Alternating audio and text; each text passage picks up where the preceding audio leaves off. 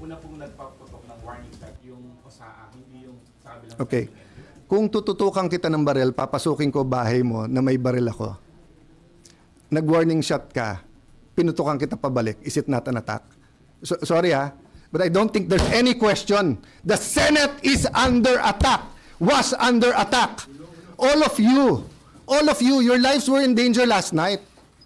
So, I know it's your job to ask a question, but you will tell me, pagka may nagpaputok na warning, hindi under attack yon? My God. We're a democracy. This is the Senate of the Philippines.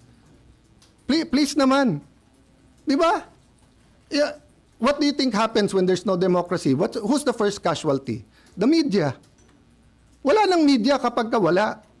Di ba? Pag sinabing kami muna nagpaputok, umatras sila, or security guard ng GSIS yun, di sabihin nyo, baka ito ay gawa-gawa lang, baka ito ay drama. Pero nagko-focus kami dito, hinihintay namin articles of impeachment. Nakita nyo naman lahat ng pangyayari. Napakagaling ko naman mag-orchestrate ng lahat na yan. Kaya kong papuntahin dito mga armadong grupo.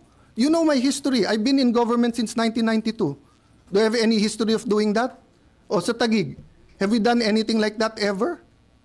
No, so, excuse me, I mean, I'm not taking offense at the question, but, you know, if you have any doubt, you're doubting our democracy, you're not doubting my statements.